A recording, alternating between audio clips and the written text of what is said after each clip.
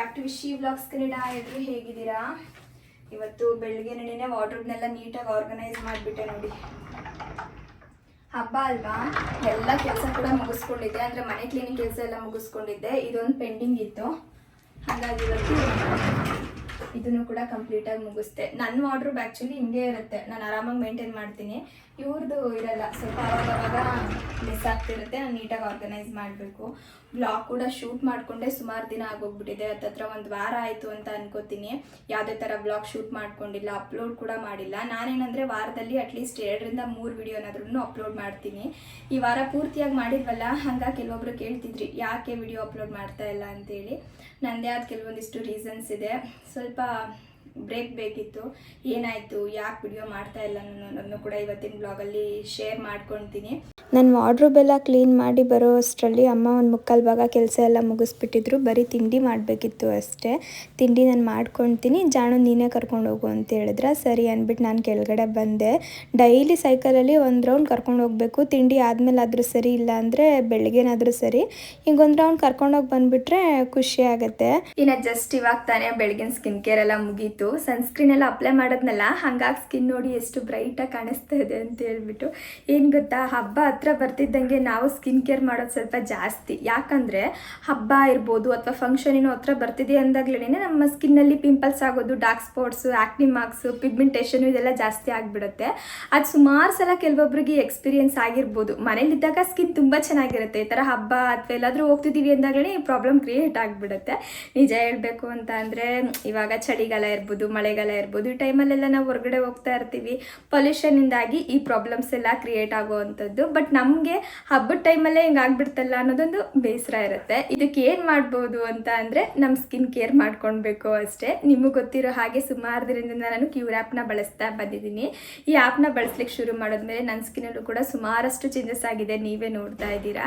Just ಈ ಆ್ಯಪ್ನ ಪ್ಲೇಸ್ಟೋರಲ್ಲಿ download ಮಾಡಿಕೊಂಡ್ರೆ ಆಯಿತು. ಆಮೇಲೆ ನಮ್ಮದು ಒಂದು ಫೋಟೋನ ಕ್ಲಿಕ್ ಮಾಡಿ ಅಪ್ಲೋಡ್ ಮಾಡಬೇಕಾಗತ್ತೆ. ಅಪ್ಲೋಡ್ ಮಾಡಿದ ತಕ್ಷಣ ನಮ್ಮ ಸ್ಕಿನ್ನಲ್ಲಿ ಏನೇನೆಲ್ಲ ತೊಂದರೆ ಇದೆ ಅಂತ ಹೇಳ್ಬಿಟ್ಟು ಅನಲೈಸ್ ಮಾಡುತ್ತೆ. ಅಂದರೆ ಪಿಂಪಲ್ಸ್ ಇದೆಯಾ, ಡಾರ್ಕ್ ಸ್ಪಾಟ್ಸ್ ಇದೆಯಾ, ಏನಿದೆ ಅಂತೇಳಿ ಅನಲೈಸ್ ಮಾಡಿ ನಮಗೆ ತೋರಿಸುತ್ತೆ, ಆಯಿತಾ. ಆಮೇಲೆ ಇದರಲ್ಲಿ ಒಂದೊಳ್ಳೆ ಡರ್ಮಟಾಲಜಿಸ್ಟ್ ಕೂಡ ಇರ್ತಾರೆ. ಅವರು ನಮ್ಮ ಸ್ಕಿನ್ ಪ್ರಾಬ್ಲಮ್ನ ನೋಡಿಬಿಟ್ಟು ಅದಕ್ಕೆ ಸಂಬಂಧಪಟ್ಟಂತಹ ಪ್ರಾಡಕ್ಟ್ಗಳನ್ನ ನೇರವಾಗಿ ಮನೆಗೆ ಕಳಿಸ್ಕೊಡ್ತಾರೆ, ಆಯಿತಾ. ಇಷ್ಟು ಪ್ರೋಸೆಸ್ಗೆ ಬರೀ 2200 ರೂಪಾಯಿ ಅಷ್ಟೇನೆ. ಪದೇ ಪದೇ ಯಾಕೆ ನಾನು 2200 ರೂಪಾಯಿ ಅಂತ ಹೇಳ್ತೀನಿ ಅಂದರೆ, ಕೆಲವೊಬ್ಬರು ಕಮೆಂಟಲ್ಲಿ ಕೇಳ್ತಾ ಇರ್ತೀರ ಎಷ್ಟಾಗುತ್ತೆ ಶಿಲ್ಪ, ಎಷ್ಟಾಗುತ್ತೆ ಅಂತ. ಹಾಗಾಗಿ ಹೇಳ್ತೀನಿ ಅಷ್ಟೇ. ಈ 2200 ರೂಪಾಯಲ್ಲಿ ಡರ್ಮಟಾಲಜಿಸ್ಟ್ ಕನ್ಸಲ್ಟೇಷನ್ ಆಗುತ್ತೆ, ಪ್ರಾಡಕ್ಟ್ ಸಿಗುತ್ತೆ, ಹಾಗೆ ಪ್ರಾಡಕ್ಟ್ ಬಂದು ನಮಗೆ ಫ್ರೀಯಾಗಿ ಡೆಲಿವರಿ ಕೂಡ ಆಗುತ್ತೆ, ಆಯಿತಾ. ಇನ್ನು ಬಳಸೋದು ಸುಲಭನೇ. ದಿನದಲ್ಲಿ ಒಂದು 2 ರಿಂದ 3 ಸ್ಟೆಪ್ನ ಫಾಲೋ ಮಾಡಿದ್ರೆ ಆಯಿತು. ಆಮೇಲೆ ಈ ಆ್ಯಪಲ್ಲಿ ನಮ್ಮ ಸ್ಕಿನ್ಗೆ ಸಂಬಂಧಪಟ್ಟಂತಹ ಪ್ರಾಬ್ಲಮ್ಗೆ ಸೊಲ್ಯೂಷನ್ ಸಿಗೋದು ಮಾತ್ರ ಅಲ್ಲ, ನಮ್ಮ ಹೇರ್ಗೆ ಸಂಬಂಧಪಟ್ಟಂತಹ ಪ್ರಾಬ್ಲಮ್ಗೂ ಕೂಡ ಸೊಲ್ಯೂಷನ್ ಸಿಗುತ್ತೆ, ಆಯಿತಾ. ಇನ್ನು ನನಗೆ ಯಾವ ಕಿಟ್ ಕಳಿಸ್ಕೊಟ್ಟಿದ್ದಾರೆ ತೋರಿಸ್ತೀನಿ ಇರಿ. ನನಗೆ ಇಷ್ಟೆಲ್ಲ ಪ್ರಾಡಕ್ಟ್ಗಳನ್ನ ಕಳಿಸ್ಕೊಟ್ಟಿದ್ದಾರೆ. ಇದರಲ್ಲಿ ಸನ್ಸ್ಕ್ರೀನು, ಸಿರಮ್ಮು, ಫೇಸ್ ವಾಶ್ ಇರ್ಬೋದು, ಹಾಗೆ ನೈಟ್ ಕ್ರೀಮ್ ಇರ್ಬೋದು, ಎಲ್ಲ ಕೂಡ ಇದೆ. ನನ್ನ ಸ್ಕಿನ್ ಟೋನ್ಗೆ ಯಾವ್ದು ಸೂಟ್ ಆಗುತ್ತೆ ನೋಡಿ ಅದನ್ನು ನನಗೆ ಕಳಿಸ್ಕೊಟ್ಟಿರೋ ಅಂಥದ್ದು. ನಿಮ್ಮ ಸ್ಕಿನ್ ಪ್ರಾಬ್ಲಮ್ಗೆ, ನಿಮ್ಮ ಸ್ಕಿನ್ ಟೋನ್ಗೆ ಯಾವ್ದು ಸೂಟ್ ಆಗುತ್ತೆ ಅದನ್ನು ನಿಮಗೆ ಕಳಿಸ್ಕೊಡ್ತಾರೆ, ಆಯಿತಾ. ನಾನೇ ಕಳಿಸಿರೋ ಈ ಪ್ರಾಡಕ್ಟ್ಸ್ನ ನಾನು ಪ್ರತಿದಿನ ಯೂಸ್ ಮಾಡ್ತೀನಿ. ಈಗ ಸನ್ಸ್ಕ್ರೀನ್ ಇರ್ಬೋದು, ಮಾಯ್ಶ್ಚರೈಸರ್ ಇರ್ಬೋದು, ಇದನ್ನೆಲ್ಲನೂ ಕೂಡ ಯಾವುದೇ ಒಂದು ಪ್ರಾಡಕ್ಟ್ನ 1 ಡೇ ಯೂಸ್ ಮಾಡಿದ ತಕ್ಷಣ ನಮಗೆ ರಿಸಲ್ಟ್ ಸಿಗಲ್ಲ. ನಾವು ರೆಗ್ಯುಲರಾಗಿ ಯೂಸ್ ಮಾಡಬೇಕು, ಆವಾಗ ನಾವು ಒಂದು ಒಳ್ಳೆ ರಿಸಲ್ಟ್ನ ನೋಡ್ಬೋದು. ನೀವು ಕೂಡ ಈ ಆ್ಯಪ್ನ ಡೌನ್ಲೋಡ್ ಮಾಡಬೇಕು ಅಂದ್ಕೊಂಡಿದ್ರೆ ನಿಮಗೆ ಈಸಿ ಆಗಲಿ ಅಂತ ಹೇಳಿ ನಾನು ಡಿಸ್ಕ್ರಿಪ್ಷನಲ್ಲಿ ಲಿಂಕ್ನ ಕೊಟ್ಟಿರ್ತೀನಿ, ಹಾಗೆ ಕಮೆಂಟಲ್ಲಿ ಕೂಡ ಪಿನ್ ಮಾಡಿರ್ತೀನಿ. ನನ್ನ ಕೂಪನ್ ಕೋಡ್ನ ಯೂಸ್ ಮಾಡಿಕೊಂಡು ನೀವು ಡೌನ್ಲೋಡ್ ಮಾಡ್ಕೊಳ್ಳಿ, ಆವಾಗ ನಿಮಗೊಂದಿಷ್ಟು ಡಿಸ್ಕೌಂಟ್ ಅಂತ ಕೂಡ ಸಿಗುತ್ತೆ, ಆಯಿತಾ. ಇನ್ನು ಜಾಣುಗೆ ಬೆಳಗಿನ ತಿಂಡಿ ಮಾಡಿಕೊಡೋಣ ಅಂತೇಳಿ ಅಡುಗೆ ಮನೆಗೆ ಬಂದೆ. ಕೆಲವೊಬ್ಬರು ಕಮೆಂಟ್ ಮಾಡ್ತಾ ಇರ್ತೀರ, ಏನು ತಿಂಡಿ ಮಾಡ್ತೀರಾ ಶಿಲ್ಪ ಜಾಣುಗೆ, ಮತ್ತು ಅಡುಗೆ ಏನು ಮಾಡಿಕೊಡ್ತೀರಾ, ರೆಸಿಪಿನ ಶೇರ್ ಮಾಡಿ ಅಂತ. ಇನ್ಮೇಲೆ ಆದಷ್ಟು ಏನೇನೆಲ್ಲ ಕೊಡ್ತೀನಿ ಅನ್ನೋದನ್ನ ಶೇರ್ ಮಾಡ್ಕೊಳ್ಳೋಣ ಅಂದ್ಕೊಂಡಿದ್ದೀನಿ. ಇವತ್ತು ಸಬ್ಬಕ್ಕಿ ಮತ್ತು ಕ್ಯಾರೆಟ್ ಹಾಕ್ಬಿಟ್ಟು ಒಂದು ಪ್ಯೂರಿ ಥರ ಮಾಡೋಣ ಅಂತ. ನಾನು ಜಾಣುಗೆ ಸಾಮಾನ್ಯವಾಗಿ ಬೆಳಗ್ಗೆ ಹೊತ್ತು ಸ್ಪೈಸಿ ಎಲ್ಲ ಹಾಕ್ಕೊಟ್ಟು ರೂಢಿ ಮಾಡ್ತಾ ಇಲ್ಲ. ಅಂದರೆ ಒಂಚೂರು ಪೆಪ್ಪರ್ ಪೌಡರೆಲ್ಲ ಹಾಕ್ಕೊಡ್ತೀವಲ್ಲ, ಆ ಥರ ಎಲ್ಲ ನಾನು ಹಾಕ್ಕೊಡಲ್ಲ. ಆದಷ್ಟು ಸ್ವೀಟಾಗೆ ಕೊಡಲಿಕ್ಕೆ ಟ್ರೈ ಮಾಡ್ತೀನಿ. ಬೆಳಗಿನ ಬ್ರೇಕ್ಫಾಸ್ಟ್ ಅವರು ಖುಷಿಯಾಗಿ ತಿಂದುಬಿಟ್ರೆ ಮಧ್ಯಾಹ್ನನೂ ಕೂಡ ಅಷ್ಟೇ ಖುಷಿಯಾಗಿ ತಿಂತಾರೆ. ಬೆಳಗ್ಗೆನೇ ಒಂಥರ ಅನಿಸಿದ್ರೆ ದಿನ ಪೂರ್ತಿ ಏನೂ ಕೂಡ ತಿನ್ನಲ್ಲ, ಹಾಗಾಗಿ ನಾನು ಈ ಥರ ಮಾಡ್ತೀನಿ. ಇನ್ನು ಸ್ವಲ್ಪ ಇವಾಗ ಒಂದು ಕಡಾಯಿಗೆ ತುಪ್ಪ ಸೇರಿಸ್ತಾ ಇದ್ದೀನಿ. ಇದು ಅಮ್ಮ ಮಾಡಿದ ತುಪ್ಪ ಆಯಿತಾ, ಎಷ್ಟು ಎಷ್ಟು ಗಮ್ಮಂತಿರುತ್ತೆ ಅಂದರೆ ನನಗೆ ಆ ಪರಿಮಳ ಅಂದರೆ ತುಂಬ ಇಷ್ಟ. ಇವಾಗ ಒಂದು ಕಡಾಯಿಗೆ 1.5 ಸ್ಪೂನ್ ಆಗೋವಷ್ಟು ತುಪ್ಪ ಹಾಕ್ಬಿಟ್ಟು ಸಬ್ಬಕ್ಕಿನ ಸೇರಿಸ್ತಾ ಇದ್ದೀನಿ. ಸಬ್ಬಕ್ಕಿನ ನಾನು ರಾತ್ರಿನೇ ನೆನೆಸಿಟ್ಟಿದ್ದೆ. 1.5 ಸ್ಪೂನ್ ಆಗೋವಷ್ಟು ತೊಗೊಂಡಿದ್ದೀನಿ ಅಷ್ಟೇ. ನಿಮ್ಮ ಮಗು ಎಷ್ಟು ತಿನ್ನುತ್ತೆ ಅಷ್ಟು ನೋಡಿಕೊಂಡು ನೀವು ತೊಗೊಳ್ಳಿ. ಇನ್ನಿವಾಗ ಕ್ಯಾರೆಟ್ನ ಸ್ವಲ್ಪ ಸಿಪ್ಪೆನೆಲ್ಲ ತೆಗೆದುಬಿಟ್ಟು ಸಣ್ಣದಾಗಿ ಕಟ್ ಮಾಡಿ ಗ್ರೈಂಡ್ ಮಾಡ್ಕೊಳ್ಬೇಕು. ಸಬ್ಬಕ್ಕಿನ ಒಂಚೂರು ಚೆನ್ನಾಗಿ ಹುರ್ಕೋಬೇಕು ತುಪ್ಪದಲ್ಲೆಣ್ಣೆ. ಲೋ ಫ್ಲೇಮಲ್ಲಿ ಒಂದು 5 ನಿಮಿಷ ನಾನು ಹುರ್ಕೊತೀನಿ. ಅದಾಗೋವಷ್ಟರಲ್ಲಿ ಈ ಕಡೆ ಕ್ಯಾರೆಟ್ನು ಕೂಡ ಗ್ರೈಂಡ್ ಮಾಡ್ಕೊಂಬಿಡೋಣ ಅಂತೇಳಿ ಒಂದು ದೊಡ್ಡದಾಗಿರೋ ಕ್ಯಾರೆಟ್ನ ತೊಗೊಂಡು ಕಟ್ ಮಾಡ್ಕೊತಾ ಇದ್ದೀನಿ. ಏನು ಗೊತ್ತಾ, ಸಾಮಾನ್ಯವಾಗಿ ತರಕಾರಿನೆಲ್ಲ ಸ್ವಲ್ಪ ಹಾಕಿ ಅಕ್ಕಿ ಅಥವಾ ಈ ಥರ ಸಬ್ಬಕ್ಕಿ ಇದನ್ನೆಲ್ಲ ಸ್ವಲ್ಪ ಜಾಸ್ತಿ ಹಾಕ್ತಾರೆ. ನಾನು ಆ ಥರ ಎಲ್ಲ ಮಾಡ್ಲಿಕ್ಕೆ ಹೋಗಲ್ಲ, ಎಲ್ಲ ಈಕ್ವಲ್ ಆಗೇ ತೊಗೊತೀನಿ. ಒಂದು ಕೈ ಹೇಳ್ಬೇಕು ಅಂತಂದರೆ ತರಕಾರಿನೇ ಜಾಸ್ತಿ ಕೊಡ್ತೀನಿ ನಾನು.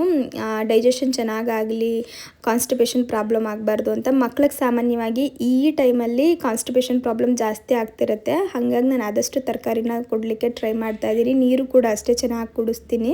ಇನ್ನಿವಾಗ ಸಬ್ಬಕ್ಕಿನ ಇವಾಗ ಚೆನ್ನಾಗಿ ಹುರ್ಕೊಂಡಿದ್ದೀನಿ ನೋಡಿ, ಅದು ಗಮ್ ಅಂತ ಇದೆ. ಈ ಟೈಮಲ್ಲಿ ಸ್ವಲ್ಪ ನೀರು ಹಾಕಿ ಗ್ರೈಂಡ್ ಮಾಡ್ಕೊಂಡಿದ್ದೆ ನಾನು ಕ್ಯಾರೆಟ್ನ, ಅದನ್ನು ಸೇರಿಸ್ಬಿಟ್ಟು ಮತ್ತೆ ಹುರ್ಕೋತಾ ಇದ್ದೀನಿ. ಇದು ಅಷ್ಟೇ ಹಸಿ ವಾಸನೆ ಹೋಗಬೇಕು, ಚೆನ್ನಾಗಾಗುತ್ತೆ ಹಸಿ ವಾಸನೆ ಹೋದರೆ. ಅಲ್ಲಿವರೆಗೂ ನೀಟಾಗಿ ಹಿಂಗೆ ಹುರ್ಕೊಂಡ್ಬಿಟ್ಟು ಇದು ಪೂರ್ತಿಯಾಗಿ ರೆಡಿಯಾಗಿದೆ ಅನ್ನುವಾಗ ಸ್ವಲ್ಪ ನೀರು ಹಾಕಿ ಕುದಿಲಿಕ್ಕೆ ಬಿಟ್ಟಿದ್ದೀನಿ.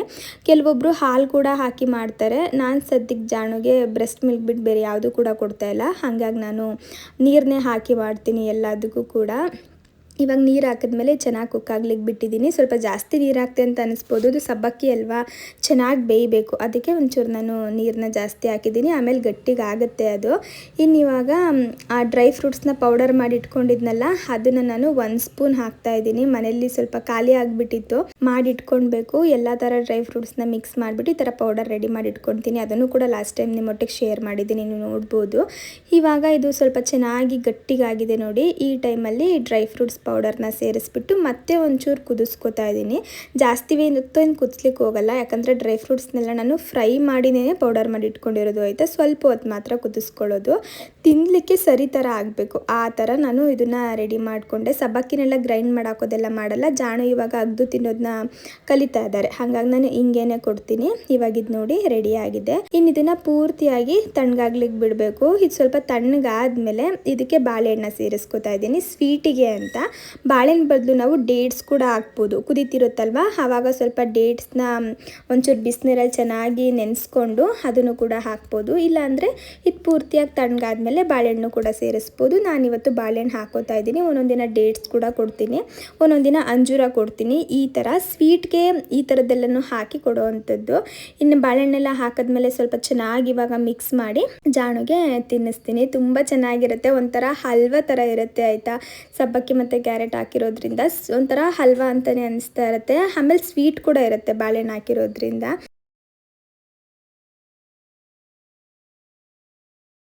ಬರೋ ಅಷ್ಟರಲ್ಲಿ ಗಲೀಜು ಮಾಡ್ಕೊಂಡಿದ್ದೀರಲ್ವ ಜಾಣು? ಅದೇ ನನ್ನ ಸ್ಪೆಷಾಲಿಟಿ ಏನವ. ಹೌದಾ? ಓದವ ಬುಕ್ ಓದವ ನೀನು, ಏನಾದ್ರು ಅನ್ಕೊಂಡ್ಲಿ ಮಮ್ಮಿ. ಓದವ, ಚೆನ್ನಾಗಿ ಓದವ, ವಿದ್ಯಾವಂತ ಆಗವ. ಸ್ವಲ್ಪ ತಿನ್ನಿಸ್ದೆ. ಪೈನಾಪಲ್ ಬಂದಿತ್ತು ಕೆಳಗಡೆ, 150 ರೂಪಾಯಿ 2 ಅಂತ. ಇನ್ನೇನು ಹಬ್ಬ ಅಲ್ವಾ, ಹಂಗಾಗಿ ಹೋಗಿ ತರೋಣ ಅನ್ನೋ ಅಷ್ಟರಲ್ಲಿ ಗಬ್ಬಾಡ್ಕೊಂಡಿದ್ದೆ. ಅಯ್ಯೋ, ಯಾಕ್ರಿ ಲೇಟ್ ಆಯ್ತು ಅಂತನಾ? ಹೇಳ್ಕೊಳ್ಳಿ ಡ್ಯಾಡಿಗೆ. ಏನವ ಅದು? ಓದವ, ಎಸಿತಾರೆ. ಓದಿ ಓದು ಓದು ಓದು ಓದು. ಕೋಲ್ ತಗೋತೀನಿ ಈಗ, ಕಡ್ಡಿ ತಗೋತೀನಿ. ತಗೋ, ಅಂಬ ತಗೋ ಹೋಗ್ಲಿ. ಅಂಬಾನೇ ಎಸಿತಾರೆ. ಅಂಬ ಎಲ್ಲ ಎಸೆದೆ.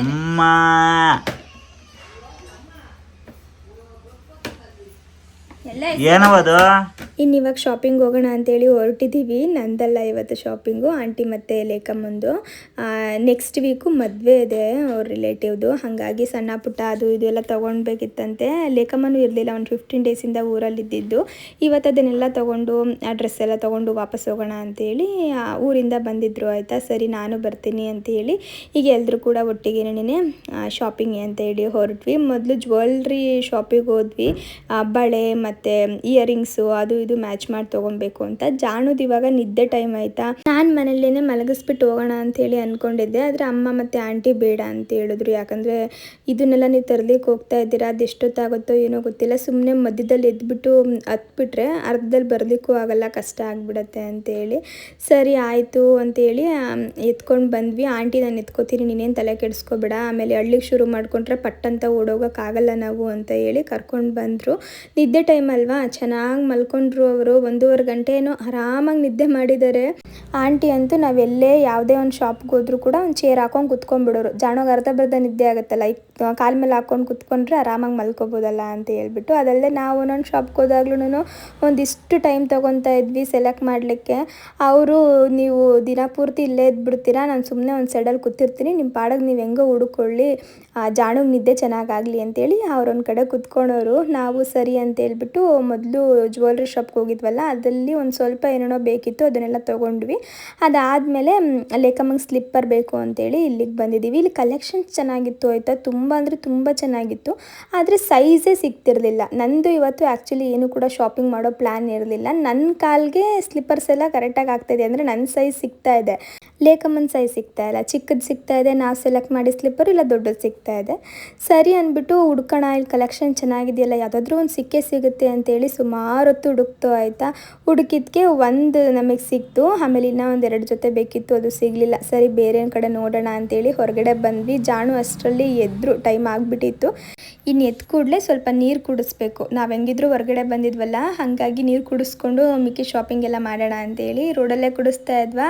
ಏನೋ ಒಂಥರ ಜಾಣು ಖುಷಿ, ನಮ್ಮ ಎಲ್ಲೋ ಕರ್ಕೊಂಡು ಬಂದಿದ್ದಾರಲ್ಲ ಇವತ್ತು, ಏನು ಇವತ್ತು ಇಷ್ಟೊಂದು ಜನ ಕಾಣಿಸ್ತಾ ಇದ್ದಾರೆ ಅಂತ.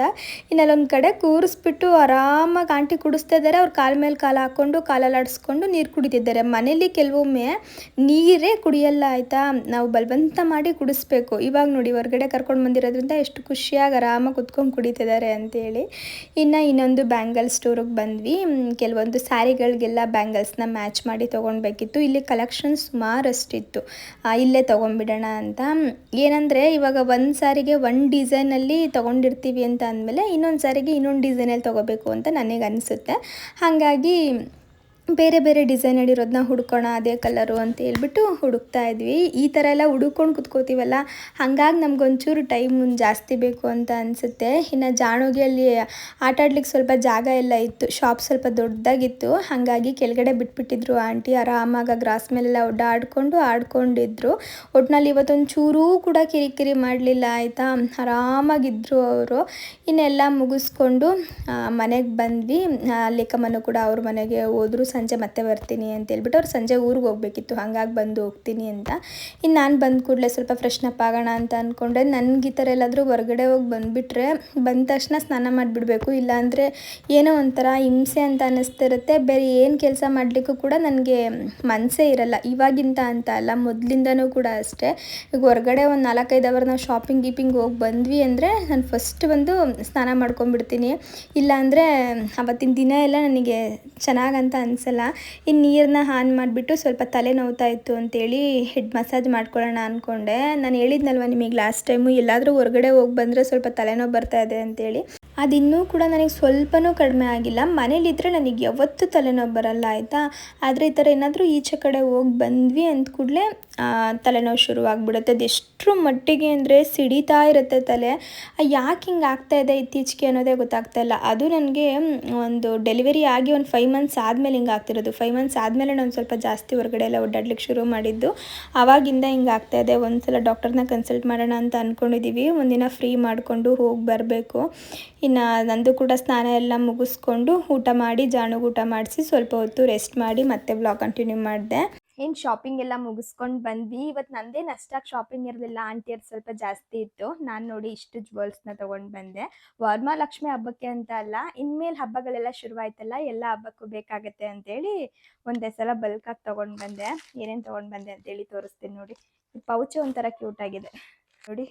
ಇದೊಂದು ನೆಕ್ ಪೀಸು, ಕಾಸಿನ ಸರದ ಡಿಸೈನ್ ಆಯಿತಾ, ಒಂಥರ ನನಗೆ ಇಷ್ಟ ಆಯಿತು, ಚೆನ್ನಾಗಿದೆ ಅಂತ ಹೇಳ್ಬಿಟ್ಟು ಇದೊಂದು ತೊಗೊಂಡೆ. ಇದಕ್ಕೆ ಪುಟ್ಟದಾಗಿರೋ ಈ ಜುಮ್ಕಾ ಕೊಟ್ಟಿದ್ದಾರೆ.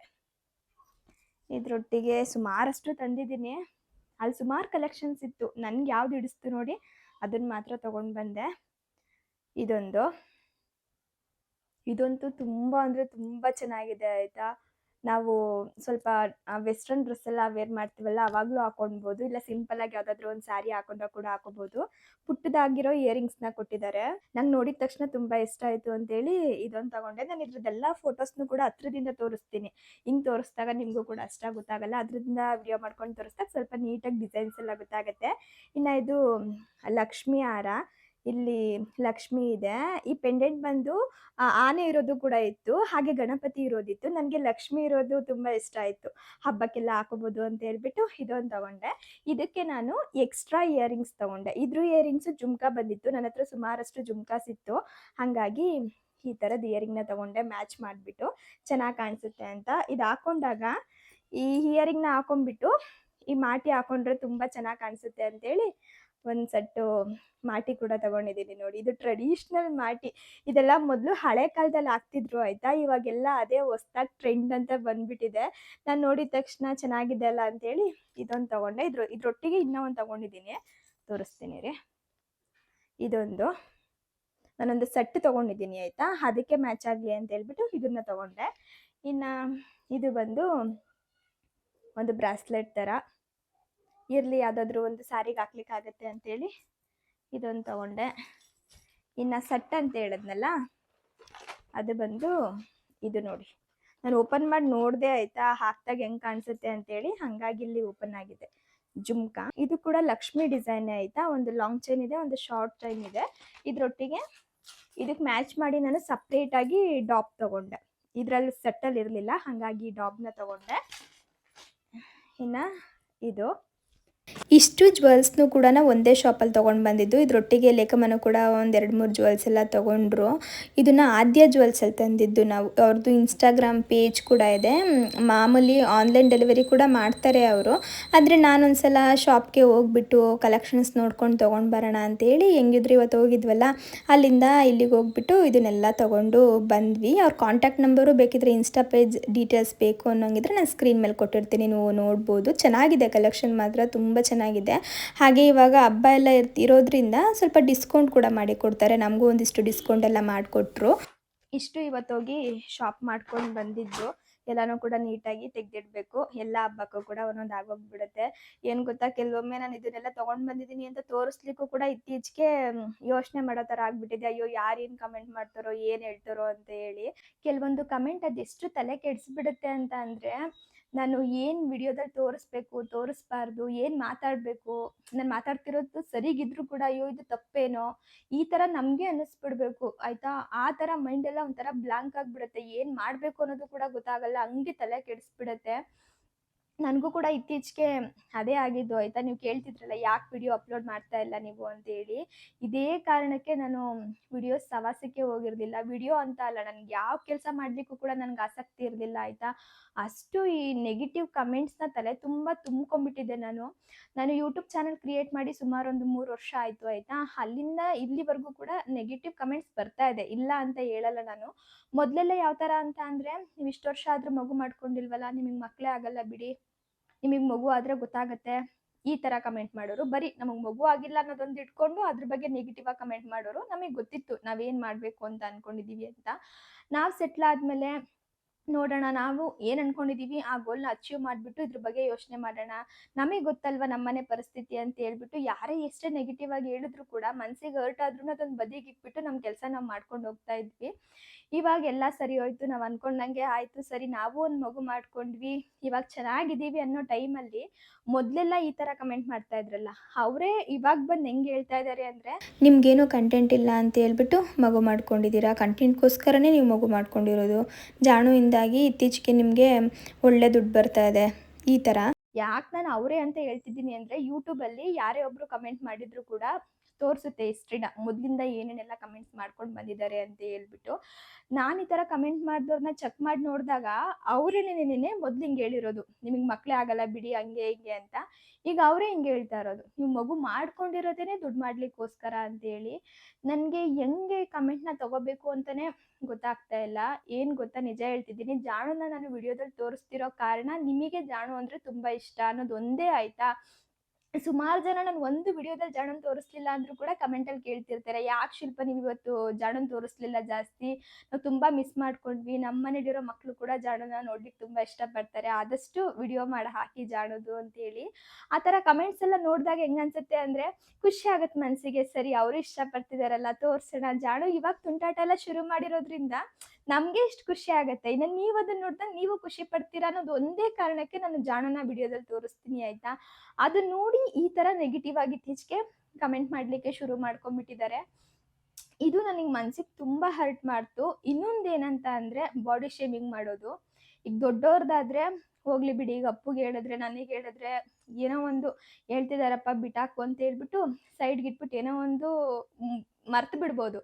ಆದ್ರೆ ಜಾಣ ಬಗ್ಗೆನೂ ಕೂಡ ಬಾಡಿ ಶೇಮಿಂಗ್ ಮಾಡ್ಲಿಕ್ಕೆ ಶುರು ಮಾಡ್ಕೊಂಡ್ಬಿಟ್ಟಿದ್ದಾರೆ. ಅದಿನ್ನ ಪುಟ್ಟು ಕೂಸು ಆಯ್ತಾ, ಇನ್ನ 1 ವರ್ಷದ ಮಗು. ಇವಾಗ ನೋಡಿ, ಯಾವುದೇ ಮಗುನ ನಾವು ನೋಡಿದ ತಕ್ಷಣ ಏನನ್ಸುತ್ತೆ, ಎತ್ಕೋಬೇಕಪ್ಪ, ಮುದ್ದು ಮಾಡ್ಬೇಕಪ್ಪ ಅಂತ ಅನ್ಸುತ್ತೆ ಹೊರ್ತು ಈ ಮಗು ಕಪ್ಪಗಿದೆ, ಈ ಮಗು ಬೆಳ್ಳಗಿದೆ, ಈ ಮಗು ಕಣ್ಣು ಹಂಗಿದೆ ಹಿಂಗಿದೆ ಅಂತ ಅನ್ಸುತ್ತೆ. ಯಾರೇ ಆದ್ರೂ ಸರಿ, ನಿಜವಾಗಿ ಮಕ್ಕಳನ್ನ ಇಷ್ಟಪಡೋರು ಯಾರು ಕೂಡ ಬಾಡಿ ಶೇಮಿಂಗ್ ಮಾಡ್ಲಿಕ್ಕೆ ಹೋಗಲ್ಲ ಆಯ್ತಾ.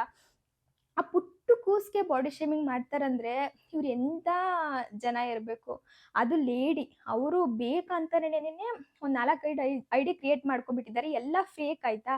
ಕ್ರಿಯೇಟ್ ಮಾಡ್ಕೊಂಡು ಇನ್ಸ್ಟಾಗ್ರಾಮ್ಗೆ ಹೋಗಿ ಮಾಡೋದು, ಯೂಟ್ಯೂಬ್ಗೆ ನಿಮ್ಮ ಮಗನ ಬಾಯಿ ಒಂದಿಷ್ಟು ಅಪ್ಪ ಇದೆ, ದೊಡ್ಡದಾಗಿದೆ, ನೋಡಕ್ ಮಾತ್ರ ಅದು ಮಗು, ಆದ್ರೆ ಅದು ಮಗು ತರನೇ ಕಾಣಿಸಲ್ಲ, ಬಾಯೆಲ್ಲ ನೋಡಿದ್ರೆ ಒಳ್ಳೆ ದೊಡ್ಡೋರ್ ತರ ಕಾಣಿಸುತ್ತೆ, ಒಂಚೂರು ಚೆನ್ನಾಗಿಲ್ಲ ನಿಮ್ಮ ಮಗು. ಅದನ್ನೇನು ನೀವು ವಿಡಿಯೋದಲ್ಲಿ 20 ಸಲ ತೋರಿಸೋದು, ನಮಗ್ ನೋಡ್ಲಿಕ್ಕೆ ಇರಿಟೇಟ್ ಆಗುತ್ತೆ. ನಿಮ್ಮ ಮಗನ್ ಬಾಯಿ ನೋಡ್ಲಿಕ್ಕೆ ನಮಗೆ ಇರಿಟೇಟ್ ಆಗುತ್ತೆ.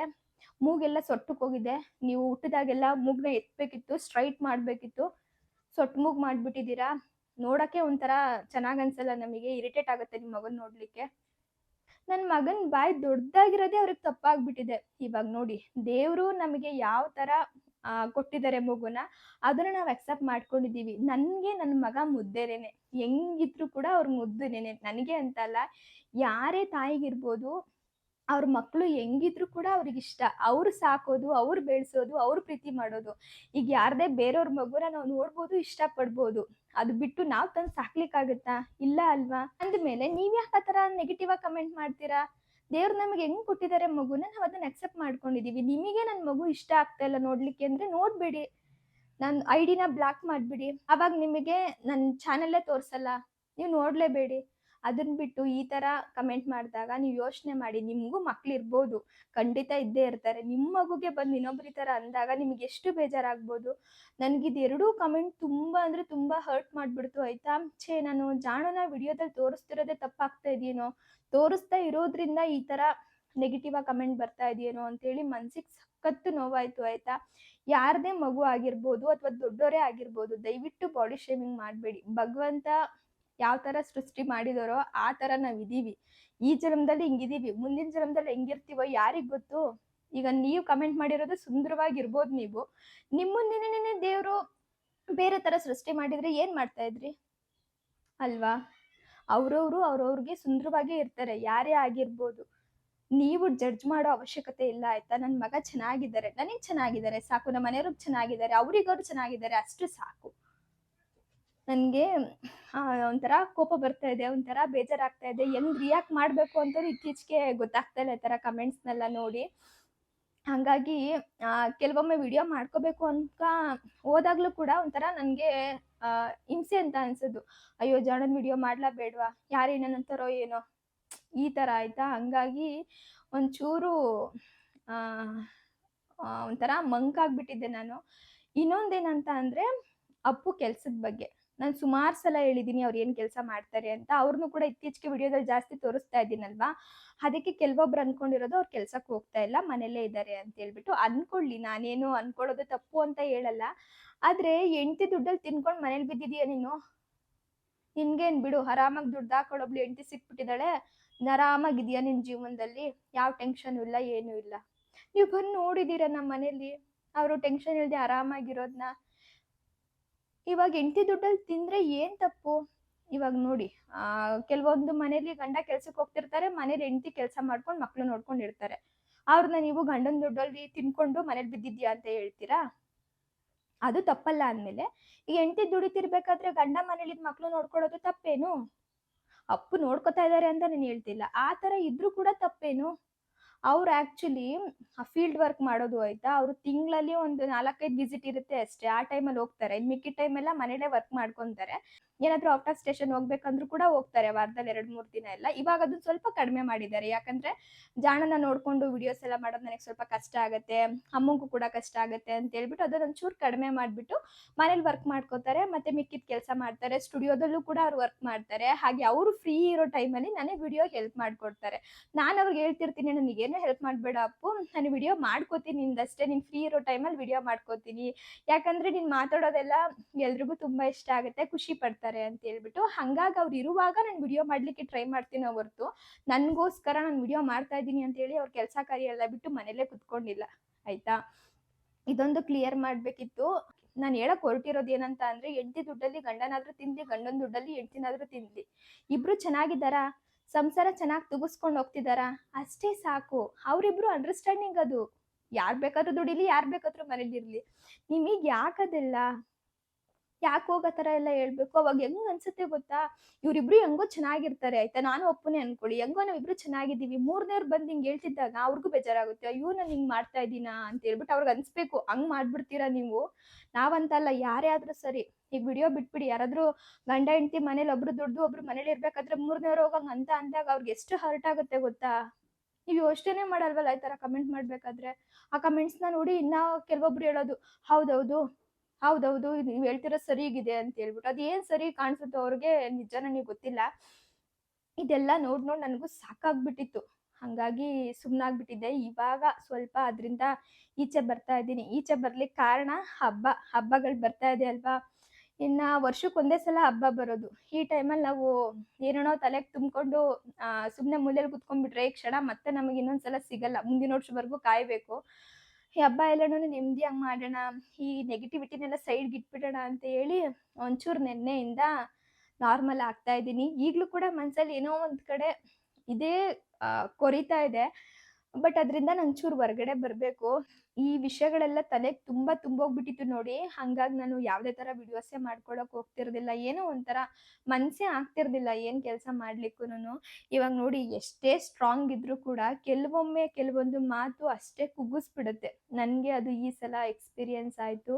ಇವಾಗ ಅಂದ್ರೆ ನಿನ್ನೆಯಿಂದ ಸ್ವಲ್ಪ ನಾರ್ಮಲ್ ಆಗ್ತಾ ಇದ್ದೀನಿ. ಹಬ್ಬ ಎಲ್ಲ ಸ್ವಲ್ಪ ಚೆನ್ನಾಗಿ ಮಾಡೋಣ ಅಂತ ಹೇಳ್ಬಿಟ್ಟು. ಗೊತ್ತಿಲ್ಲ ಈ ಸಲ ಹಬ್ಬನು ನಾನು ಹೆಂಗ್ ಮಾಡ್ತೀನೋ ಅಂತ. ಇವತ್ತಿನ ವ್ಲಾಗ್ನು ಕೂಡ ನಾನು ಇಲ್ಲಿಗೆ ಎಂಡ್ ಮಾಡ್ತಾ ಇದ್ದೀನಿ. ಪೂರ್ತಿಯಾಗಿ ನೀವು ವ್ಲಾಗ್ ನೋಡಿರ್ತೀರಾ ಅನ್ಕೋತೀನಿ. ಇನ್ನ ನೆಕ್ಸ್ಟ್ ವ್ಲಾಗಲ್ಲಿ ಮತ್ತೆ ಸಿಗ್ತೀನಿ. ಟೇಕ್ ಕೇರ್, ಬಾಯ್.